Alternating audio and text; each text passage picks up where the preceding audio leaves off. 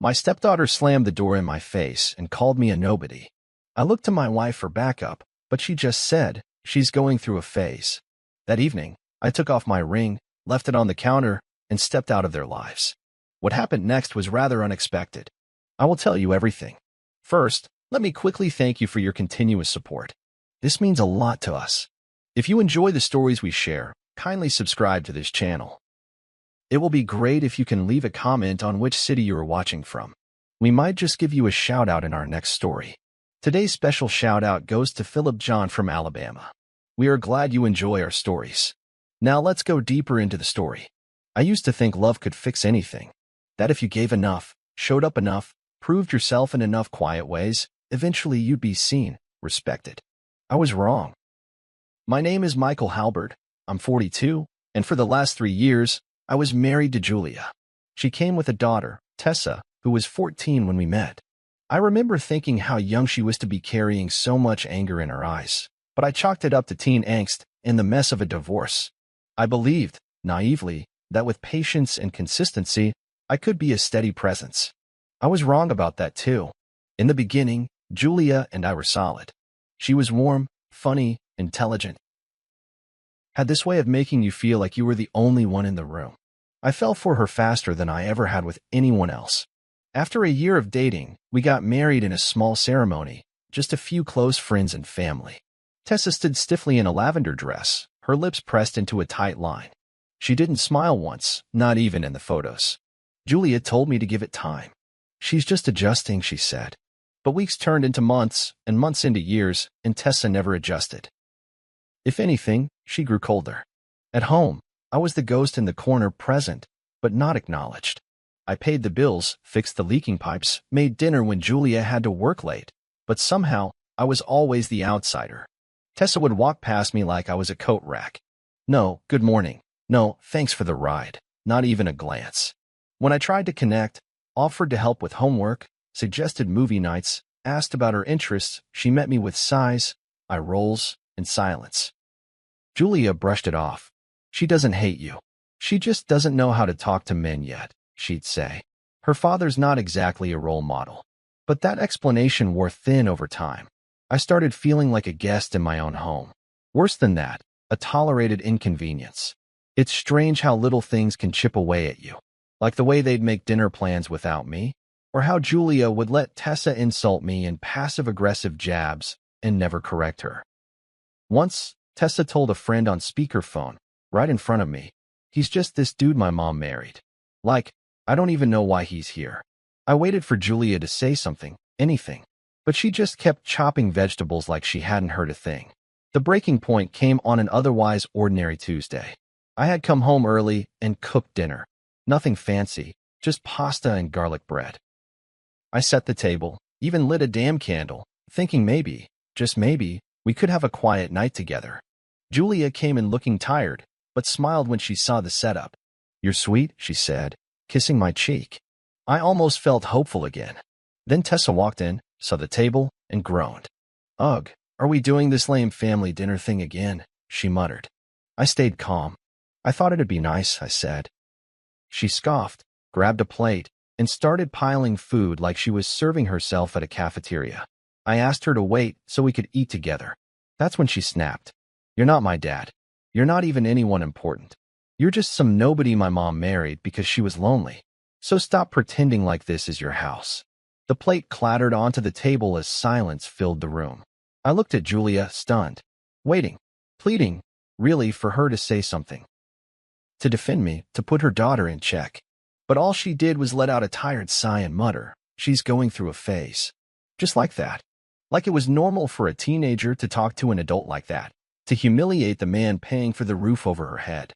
I stood there, heart pounding in my ears, the warmth draining from my body like someone had turned off the sun. I didn't say a word. I just nodded, turned, and walked upstairs. I didn't cry. I didn't rage. I packed a small overnight bag, just enough clothes for a few days. My hands were steady as I slid off my wedding ring and placed it on the marble counter beside the fruit bowl. It looked so small there. Insignificant. Just a band of metal. But it held 3 years of sacrifice, silence, and slow erasure. When I walked out the front door, no one followed me. No one asked where I was going. I remember standing outside, keys in hand, the cool night air brushing against my face. For a moment, I hesitated. There was still a part of me, some stubborn thread, that hoped Julia would come running out, realize what just happened, beg me not to leave. But the door stayed shut. I wasn't leaving a home. I was escaping a performance where I was always the understudy, never the lead. That night, I checked into a modest hotel near the outskirts of town. I didn't sleep. I stared at the ceiling until the sun rose, thinking about every moment I let slide, every insult I absorbed, every time I convinced myself that things would get better. They never did, because I wasn't part of that family. I was a placeholder, a financial cushion, a warm body to fill a void. And for the first time in years, I realized I deserved more than that. I didn't go back the next day, or the day after that. In fact, I didn't even respond to Julia's one text that came in 18 hours later. "Where are you?" That was all it said. No follow-up, no call, no concern beyond the mild confusion of a woman who had lost track of her husband like she might misplace a houseplant. I stared at it for a long time, my thumb hovering over the screen, then locked the phone and dropped it on the nightstand like it burned. That text told me everything I needed to know. I wasn't a man she missed. I was a utility she noticed had gone quiet. 2 days later, I made it official. I contacted my bank and froze the joint card she had access to. Then I called the property management company and informed them I would no longer be paying rent for the unit under my name starting the end of the month. My name was on the lease, but I made it clear I wouldn't be renewing or covering a cent beyond the current billing cycle. The girl on the phone said, "You know this could affect their housing security, right?" I told her yes. I knew exactly what I was doing. For years, I paid for a home I wasn't emotionally welcome in. I wasn't going to subsidize my own erasure anymore. Next came the phone bill. Our shared plan had 3 lines: mine, Julia's, and Tessa's. I kept mine. Theirs went dark by the following morning. I imagined the moment Julia realized her phone wasn't working, probably mid-conversation, maybe trying to order takeout or scrolling Instagram. I wondered if she thought it was a service outage or if the reality sank in right away. That her husband had not just left, but unplugged. There's something liberating in that kind of clarity, when love dries up and logic takes the wheel. I moved into a temporary rental the following week. Small place, 1 bedroom, but clean and quiet. It had a little balcony where I could drink my coffee in peace, watch the cars go by, and feel the silence settle into my bones like a warm coat. I hadn't realized how heavy my old life was until I took it off. Julia didn't call again. Tessa certainly didn't. It was like I'd been erased, but unlike before, I welcomed it. This time, invisibility was my choice. Still, in the quiet moments, I found myself revisiting memories like bruises I couldn't stop pressing. The time I spent 3 hours assembling a new desk for Tessa's room, only to have her say it was too ugly and demand Julia take her shopping for another. The birthday dinner I arranged for Julia. Reservations at her favorite spot, wine she loved, music she mentioned once offhand. But she spent the night on her phone, distracted, while Tessa texted her nonstop from home about a missing hair straightener. Every time I tried to create a moment, I was reminded that I didn't belong in theirs. The part that haunted me most wasn't Tessa's cruelty, it was Julia's silence. The passive acceptance of my humiliation. She could have told her daughter to stop. She could have drawn a line, made it clear that kindness and respect weren't optional. But she didn't. And that silence, to me, was betrayal in its most intimate form. You expect enemies to wound you. You don't expect the people you love to just stand there and watch. A week after I left, I ran into a friend of ours, David, someone I met through Julia's circle. He looked surprised to see me alone, then uneasy when I explained I had moved out. "Damn," he said. "I had no idea things were that bad." I told him they weren't, not outwardly. That was the trick. Our marriage didn't explode, it evaporated. "Well," he added, "Julia always said you were too sensitive. Maybe this is for the best." I nodded, but inside, something twisted. Too sensitive. That was her favorite phrase when I brought up feeling unappreciated. That I was too soft. That I should be more understanding. As if wanting basic respect made me weak. 2 weeks in, I finally unboxed the wedding photos. They'd been sitting in a suitcase untouched. I laid them out on the floor, photo after photo of us smiling, laughing, posing like a family. I studied my own face in those frames. I looked happy, genuinely. But now I understood it wasn't real happiness. It was hope. And hope, I've learned, can be the cruelest emotion. It keeps you anchored in places you should have abandoned long ago. I didn't burn the photos. That would have felt dramatic, childish. Instead, I packed them into a new box, labeled it Closed Chapters, and slid it to the back of my closet. I didn't need to destroy the past. I just needed it to stop holding me hostage. By the end of the month, their world began to unravel. I didn't see it firsthand, but I heard bits and pieces through the grapevine. Julia tried to get the rent extension denied. Her paycheck alone couldn't cover the full cost, not after years of counting on mine. The eviction notice came on a Tuesday. By Friday, they were out. No more house, no more landline, no more comfortable suburban illusion. I didn't gloat. I didn't feel triumphant.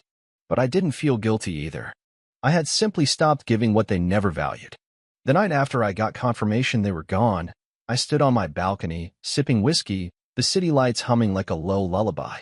I thought about the man I used to be, the one who stayed, hoped, compromised. And I thought about the man I was becoming. Not harder, necessarily.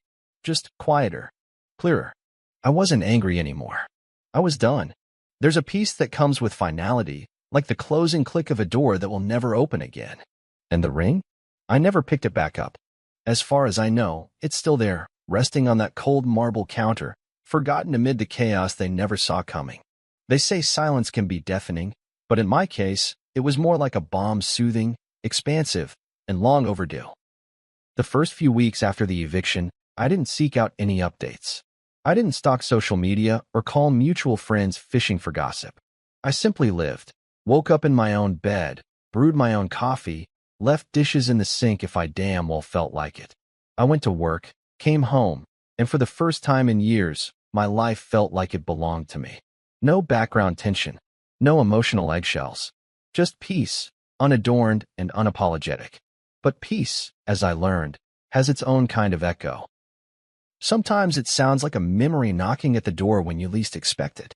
A commercial for some show Tessa used to binge would come on, and I'd remember her hogging the living room TV with her headphones half on, scrolling on her phone as she watched. Or I'd pass the park down the street where Julia and I once sat on a bench eating greasy tacos from a food truck, laughing at how bad our Spanish was. The laughter in those memories was real. The love, at least on my end, was real too. But love isn't always enough when respect goes missing. It wasn't until the third week that the messages began. Not from Julia, not directly. She must have burned through her options, because suddenly friends I hadn't heard from in months were reaching out, pretending to check in. Hey man, just thinking about you, how've you been? One even said, Julia mentioned you moved out. That's crazy. She's been going through it. The tone was always casual on the surface, but you could feel the fishing line beneath it, tugging gently, trying to reel me back into the drama I'd swum away from. I kept my responses polite but brief. I wasn't angry. I was disinterested. And that, I realized, was worse for them. Anger they could argue with. Indifference left them powerless. A few days later, I finally got the first message from Julia. It came as an email. Subject line blank, just her name in my inbox like a quiet footstep behind me. I stared at it for almost 10 minutes before opening it. It wasn't long. She said she understood if I never wanted to talk to her again, but that she was sorry. Not for what she let Tessa say or for the years of erasure. No, the apology was vague, an umbrella term for pain without specifics. I didn't realize how much I was taking you for granted. I thought you'd always be there. I see now how wrong I was. It ended with, please, can we talk? I didn't respond. Not because I didn't have things to say, but because she hadn't said enough. Sorry is easy when you've lost something. Sorry is cheap when it's laced with desperation. What I needed, what I still hadn't gotten, was accountability. Not just for how she treated me, but for what she allowed her daughter to become under her watch. For letting a girl who once needed guidance turn into someone who wielded disdain like a sword, and for standing idly by while I bled. Still, a part of me couldn't help but wonder what their life looked like now. I imagined them in a cramped apartment or maybe sleeping at Julia's sister's place, living out of boxes, piecing together a routine without the man who'd made their life so stable. It wasn't that I wished them misery, I just hoped the discomfort taught them something. That maybe, In the quiet of their own fallout, they'd hear the echo of everything I'd tried to say over the years. About a week later, I saw them. It was a Sunday afternoon, and I'd gone to the local strip mall to pick up groceries and some light bulbs. As I walked out of the store, I spotted Julia and Tessa across the parking lot.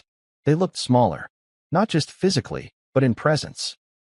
Julia's hair was tied up in a messy bun, dark circles under her eyes, wearing a hoodie I recognized as mine from years ago. Tessa had earbuds in, arms crossed, wearing a scowl like it was armor.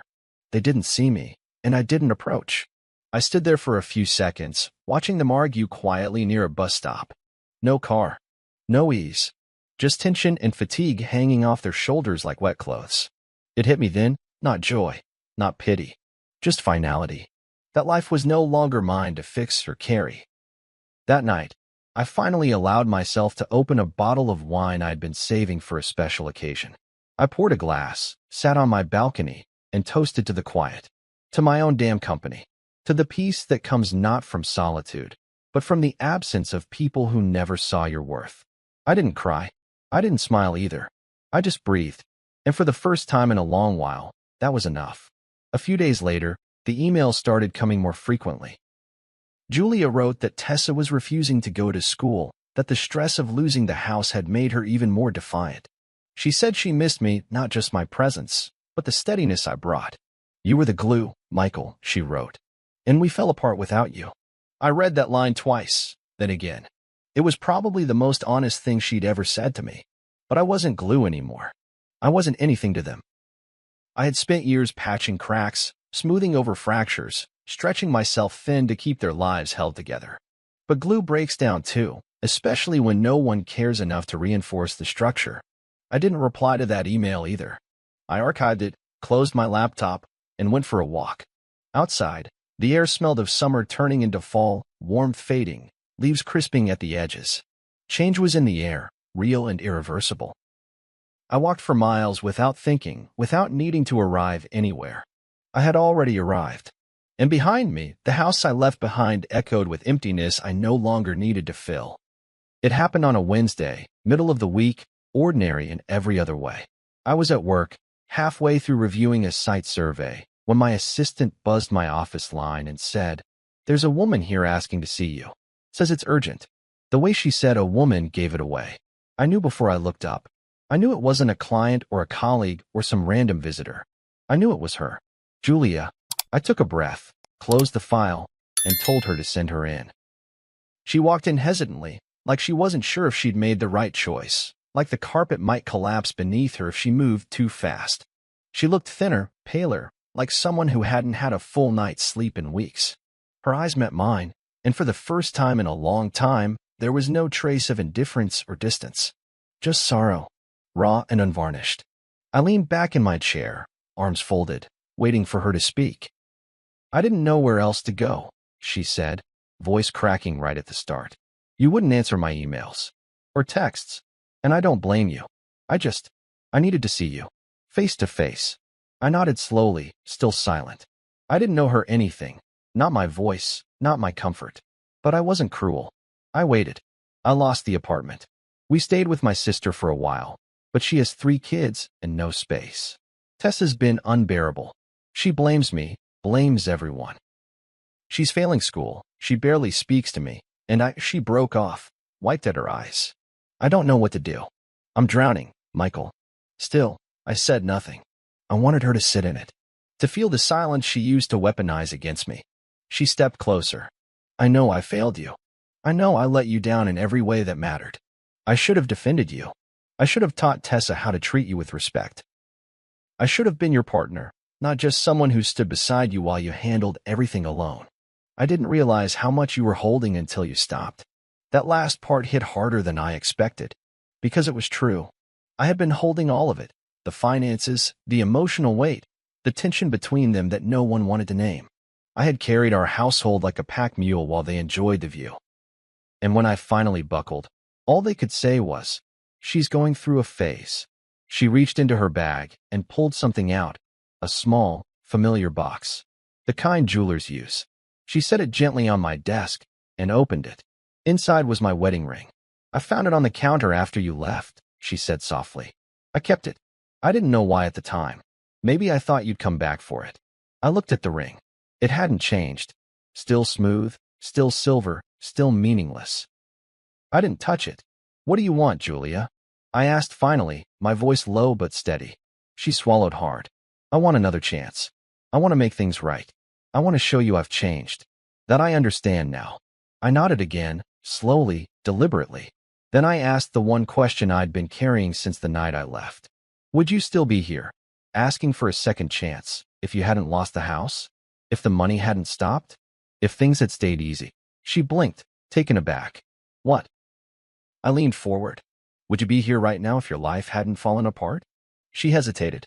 Not just a pause, this was deeper. A crack in the floorboards of her soul. Her eyes welled up again, and she whispered, I don't know. And there it was. The answer I needed. I stood up, walked to the window, and stared out at the city for a long moment before turning back to her. You don't know. That's the problem. You didn't come here because you love me. You came here because your safety net vanished, and suddenly, the man you dismissed looks a lot like a lifeline. That's not love, Julia. That's desperation. I did love you, she whispered. I still do. I didn't flinch. Then you should have acted like it when it mattered. When I was standing in front of you asking for help, begging for respect. You should have told your daughter to sit down and show some damn decency, instead of brushing it off. But you didn't. And I don't trust people who can only see clearly once the lights go out. She reached across the desk, but I stepped back. No, I said firmly. This isn't a movie. There's no dramatic reunion, no swelling music, no slow fade to black. There's just me, standing here, finally choosing myself. She nodded, tears streaming freely now. I understand. I hope you do. She left without another word, her heels clicking softly against the tile. I watched her go, watched the door close. And then I sat back down, looked at the ring still sitting open on my desk, and slid the box back toward the edge. Later that day, I tossed it in the trash. It didn't even feel symbolic. It felt overdue. I went home that evening, took off my shoes, poured myself a drink, and didn't feel sadness, or regret, or even relief. I just felt me. Alone, yes, but whole. And I realized that all along, I wasn't trying to save my marriage. I was trying to save myself from the truth I didn't want to face. I had built a life around people who never intended to hold me the way I held them. And now, finally, I'd let go. I never expected to hear from Tessa again. Not directly, at least. The last words she'd spoken to me were a venomous dismissal, and I took her at her word. She made it clear I was nothing to her, and once I walked out that door, I promised myself I would never beg anyone, not even a teenage girl, for a place in a life where I was only ever background noise. So when her name popped up in my email inbox, plain as daylight, I stared at it like it was a trick of the screen. A glitch. Maybe a spam bot with her name. But no, it was her. The subject line was just, "Hi." The message itself wasn't long, but it had weight. It wasn't polished or overly emotional. It read like someone struggling with the mechanics of truth. I know I don't deserve your time, but I need to say this. You were never a nobody. I was angry, and I took it out on you because you were there. That wasn't fair. I'm sorry. No salutation. No sign-off. Just that. A sentence carved from guilt, delivered like a stone dropped in a still pond. I reread it twice, then 3 more times, looking for sarcasm and sincerity, anything to justify ignoring it. But I didn't find it. And that was the most surprising part. It felt real, honest, uncomfortably so. I didn't respond right away. I let a few days pass, not out of malice, but because I needed to sit with it, to understand what I was feeling. There was no joy in her apology, no vindication, just a faint ache, the kind you feel when someone touches a bruise you forgot was there. Eventually, I replied, I appreciate your message. I'm open to talking, but I think it should be in person.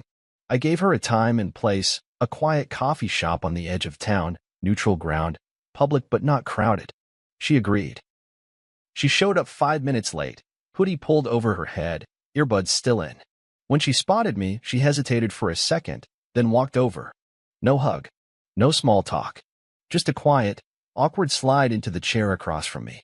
For a moment, neither of us said anything. I didn't think you'd answer, she finally said. eyes darting to the table. I wasn't sure I would, I replied. But I figured if you had the courage to say something, I should have the courage to hear it. She nodded slowly. Fair. There was another pause before she looked up, and for the first time in years, I didn't see defiance in her expression. No sarcasm. Just a girl, wounded, angry, tired. I was awful to you, she said. I know that now. I didn't soften. I didn't jump in to reassure her. I waited. I thought you were trying to replace my dad, she continued. Even though he barely called and never showed up, he was still my dad. And you just came in and did everything he never did. You were nice. Too nice. And I hated that it made me feel like maybe I'd been wrong about what a dad was supposed to be. That caught me off guard. I hadn't expected that kind of insight. Not from the girl who used to slam doors and throw words like knives. I let her keep talking. I think I made you the enemy because you were the only one who stuck around. And because Mom never told me I was out of line, I thought I could get away with it. So I did. I let out a slow breath. That's probably the most honest thing anyone said to me in a long time. She looked down again, cheeks red. It doesn't fix anything. I know that. No, it doesn't, I said gently. But it matters. A lot. She looked up, surprised. Accountability matters, I added.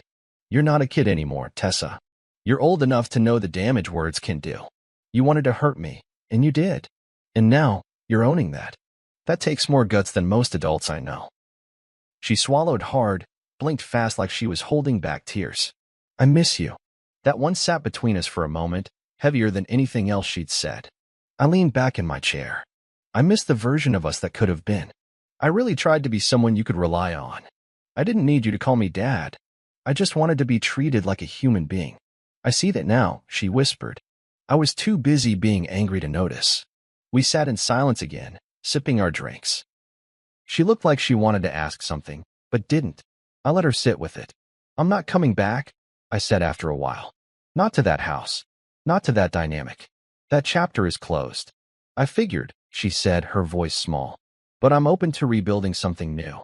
If you want to reach out, if you need someone to talk to, not a father, but maybe just a decent adult, you can. That's on you. She nodded, eyes glassy. I'd like that. I finished my coffee, stood up, and offered a hand. She took it. Her grip was unsure, but real. No more bravado, no armor. Just a girl learning how to say sorry and mean it. As I walked back to my car, I didn't feel healed. I didn't feel triumphant. I felt tired, in that deep, soul-level way you feel after finally letting go of something you've been carrying for too long. But I also felt something else, hope, not for reconciliation, but for evolution. Maybe she'd grow from this. Maybe she'd be better than the version of herself I used to know. And maybe that was enough. 6 months had passed since that day in the coffee shop. Enough time for the seasons to change, for the leaves to dry out and fall, for the wind to take on that edge that makes you reach for a heavier coat. Enough time for me to build a new life, one brick at a time, with careful, steady hands. There was no dramatic transformation, no sudden shift in identity. Just small decisions, day after day, that led me further from who I was and closer to who I was always meant to be. And every morning, when I looked in the mirror, I saw someone who finally made peace with the man staring back. I had moved into a 2-bedroom condo on the quieter side of town. Nothing flashy, but it had character. Exposed brick in the kitchen, big windows that let in morning light, and just enough room to breathe. I filled the space with things I actually liked. A dark green sofa, a record player I found at an estate sale, shelves lined with novels I'd been meaning to read for years. I cooked for myself, not because anyone expected it, but because I enjoyed it. I took walks, picked up a hobby, photography, of all things, and learned how to spend time with myself without feeling like something was missing. People asked questions, of course. The guys at work tiptoed around the subject at first, but eventually the curiosity broke through. So, you really just left? One asked. Just like that. I never went into the full story. I'd shrug and say something like, it wasn't working out, or I needed a reset.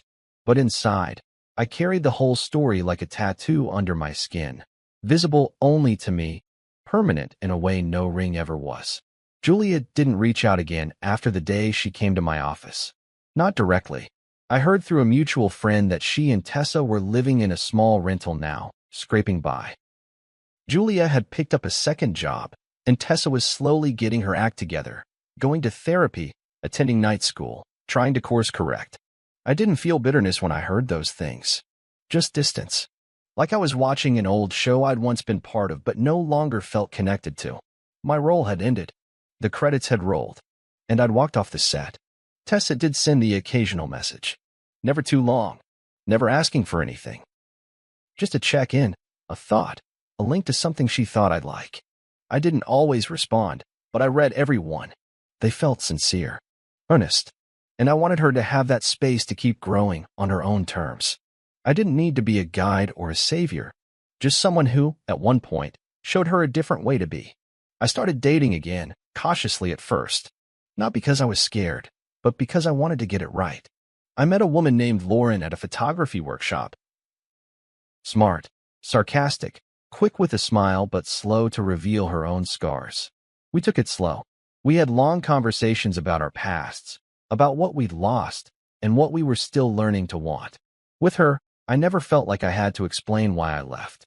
She understood the cost of silence, of staying in places where your value was up for debate. One night, a few months into seeing each other, Lauren asked me if I regretted walking away. We were sitting on my balcony, watching the city hum beneath us, the remnants of dinner still warm on our plates. I thought about it for a long time before I answered. No, I said finally. Not for a second. Because I didn't. I regretted the years I stayed silent. I regretted the moments I let slide, the parts of myself I trimmed down just to fit into a life that was never designed with me in mind. But the leaving? That was the most honest thing I ever did. There's this thing that happens when you stop begging for love. You start recognizing what real love actually feels like. It doesn't humiliate you. It doesn't ask you to shrink. It doesn't leave you standing in the kitchen alone while someone else shrugs off your pain like a minor inconvenience. Real love listens. It speaks up when someone disrespects you. It pulls you closer instead of stepping back. I used to think that family was something you had to cling to no matter what. That blood, or marriage, or shared history meant you were obligated to suffer through anything. But I've learned that family is just another word for people you choose to build a life with. And sometimes, you outgrow the version of family you started with. Sometimes, walking away is the kindest thing you can do for them and for yourself. One Sunday morning, I found the old ring box tucked in the back of a drawer I hadn't opened in months. I'd forgotten I had even brought it with me. I opened it, looked at the smooth curve of silver inside, and felt nothing. No anger, no grief, just a kind of quiet reverence for the man who had the strength to set it down and walk away. I closed the box, dropped it in a donation bin later that day, and didn't look back. That night, I stood in front of my bathroom mirror, toothbrush in hand, and really looked at myself. The lines around my eyes were deeper now, and there was more gray at my temples than I remembered. But my eyes? They were clear, steady, free. I nodded at my reflection, and for the first time in a long, long time, I said out loud, "Good job." Because I meant it. If this story resonated with you, don't forget to like, share, and subscribe for more real-life tales of resilience, boundaries, and emotional growth. Your support helps us bring you even more powerful narratives every day. See you soon in the next one.